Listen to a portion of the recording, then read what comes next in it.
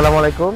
আমি মোহাম্মদ সাইদুজ্জামান রাজীব। পেশায় আমি একজন ব্যাংকার, একটা প্রাইভেট ফার্মে আছি হেড অফিসে। প্রথমে যদি আসি এই বাইকটার লুকস এবং ডিজাইন নিয়ে, এটার লুকস এক কথায় বলতে গেলে অসাধারণ, অনেক অ্যাগ্রেসিভ একটা লুক। এটা কেনার পেছনে আমার প্রথমেই আমার যেটা আমাকে ফিল করিয়েছে যে আমি এটা কেন কিনবো, এটা লুক। আমি আদার্স অন্য কোনো ফিচারেই আমি যাব না। আমি একটা বিষয় সবসময় মানি যে প্রথমে দর্শনধারী দেন গুণ বিচারী, এবং এটার লুকসটা অনেকটা ভ্যানামে লুক যায়। এটা হেডলাইটটা, এটার টাঙ্কের পাশে যে দুটো উইংস আছে, এটাও আমার কাছে খুবই ভালো লাগে। ইয়ামাহা ব্র্যান্ডটাকে কেন বেছে নিলাম, আমি যদি এই বিষয়টাতে আসি তাহলে আমি একটু ব্যাক টু 90s ওখানে চলে যাব। আমি যখন স্কুলে পড়ি তখন আমার চাচাকে দেখতাম, উনি ইয়ামাহা RX-100 চালাতেন। উনি যখন ওনার ইউনিভার্সিটি থেকে বাইকটা নিয়ে আসতেন, RX-100 এর যে একটা সাউন্ড, ও যে একটা গ্লসি লুক, মানে যেটা আমাকে খুব বেশি অ্যাট্রাক্ট করতো ছোটবেলা থেকে। ওখান থেকেই আমার প্রতি একটা ভালো লাগা, ভালোবাসা। দেন পরবর্তীতে আমি অনেক ইয়ামাহার বাইক চালিয়েছি। 2010 থেকে লাস্ট 2020 আমি কিনেছিলাম FZ-V3।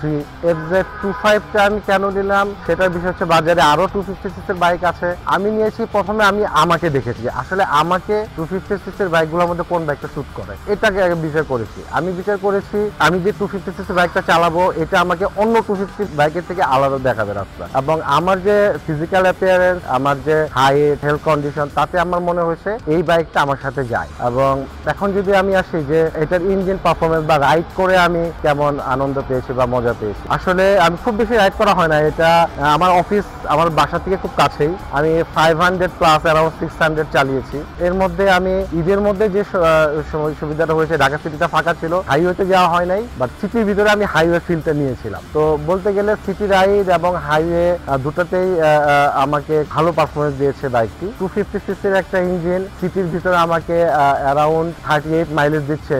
আমি এটা কখনো ভাবিই নাই যে এটা 38 প্লাস মাইলেজ আমাকে সিটিতে দিতে পারে। ইভেন ফাঁকা সময়টাতে আমি 40 প্লাসও পেয়েছি। হাইওয়ে তো ওইভাবে যাওয়া হয়নি, বাট ওই যে বললাম ঈদের সময় ফাঁকা ছিল, আমি একটু বেরিবাদের এই রোডটাতে চালিয়েছি, তাতে আমাকে অ্যারাউন্ড 43 এরকম মাইলেজ দিয়েছে। মানে কারণ আমি যেহেতু বাইকটাকে খুব বেশি ওয়েট করিনি, আমার ব্রেকিং পিরিয়ড শেষ হয়নি, এটা অনায়াসেই 5000 RPM এর মধ্যে 80-তে উঠে যায়। বাইকটা দেখতে একটু বড়, অনেকেরই মনে হতে পারে যে আমি সিটির ভিতরে যে আমি কিভাবে চালাবো, আমি বেরোতে পারবো কিনা, ওই ফিলটা আপনাকে কখনোই দেবে না। আপনি যখন বসবেন, এটা সিটিং পজিশনই আপনাকে বলে দেবে যে হ্যাঁ, আপনি খুব ইজিলি যে কোনো জায়গাতে বের হয়ে যেতে পারবেন, কোনো প্রবলেম নেই। এবং এটা সিটিং পজিশনটা অসাধারণ। এরপর যদি আমি ব্রেকিং এ আসি, ডুয়াল চ্যানেল ABS, বাইবের braking caliper. Dual channel ABS আপনাকে যে ব্রেকিং ফিলটা দিবে খুবই সুন্দর। বৃষ্টিতে রাইড করেছি, কখনো স্কিপ করিনি। আমি কর্নারিং করেছি, কর্নারিং আপনাকে খুবই কনফিডেন্স দিবে। আপনার কখনো মনেই হবে না যে আপনি একটা 250cc এর হেভি ওয়েট একটা বাইক চালাচ্ছেন। ব্রেকিং, ব্যালেন্স এক কথায় অসাধারণ।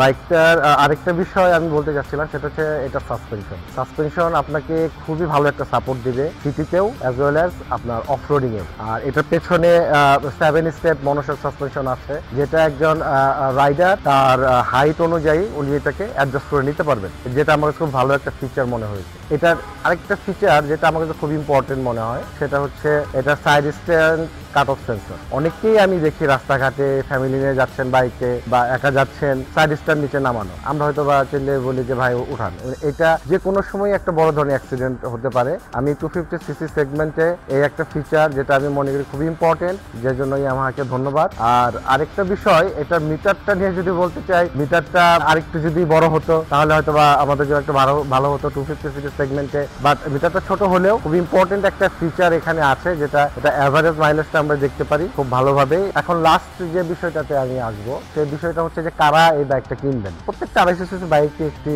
আসলে মেইনটেনিং কস্ট একটু বেশি হয়। আমি যেটা দেখেছি ইয়ামাহার যে 250cc বাইক, যেটার পার্ট সব জায়গায় অ্যাভেলেবেল থাকে, তুলনামূলকভাবে প্রাইসটা কম এবং আমাকে মাইলেজকে বেশি দিচ্ছে, যেটা আমাকে সবচেয়ে বেশি ভাবিয়েছে যে আসলে অফকোর্স এখানে FZ অনেক বেশি এগিয়ে থাকবে। অনেক কথাই বললাম, তো লাস্ট যে কথাটা আসলে ইয়ামাহা নিয়ে আমি বলতে চাই, এটা একান্তই আমার ব্যক্তিগত মতামত। আমি মনে করি আমার জন্য ইয়ামাহা আসলে একটা ব্র্যান্ড না, ইটস অ্যান ইমোশন। ছোটবেলা থেকে এটাকে দেখে দেখে বড় হয়েছি। আমি ইয়ামাহা বাইকটা এই জন্যই চুজ করি, আমি যখন রাস্তায় বের হব আমাকে কখনো এটার সার্ভিস নিয়ে পাশে যেন চিন্তা করতে না হয়, আমাকে যেন সার্ভিস সেন্টারে যেয়ে হয়রানির শিকার হইতে না হয়। এই বিষয়টা আমার মাথায় আমার সবসময় খেলে। আমি আমার এই বাইকটা নিয়েই বলি, আমি যখন বাইকটা নেওয়ার পর আমার গিয়ার শিফটিং এ একটু প্রবলেম হচ্ছিল, আমি একাধিকবার সার্ভিস সেন্টারে গিয়েছি, তারা আমাকে উইদিন 10 মিনিটের ভিতরে সলিউশন করে দিয়েছে, যেটা আমি বলবো একটা বিশাল একটা সার্ভিস ইয়ামাহা। তো 250 সেগমেন্টে ইয়ামাহা FZ 25 অবশ্যই রুল করবে। ইয়ামাহা তো এমনিতেই রুল করছে রোডে, এবং 25 সিরিজটা অবশ্যই রুল করবে, এবং এটা আমার একদম নিজস্ব মতামত এবং এটা আমার ফিল বা আমার ভালো লাগার থেকে এটা আমার মনে হয়েছে Yamaha FZ will rule the road. ধন্যবাদ সবাইকে।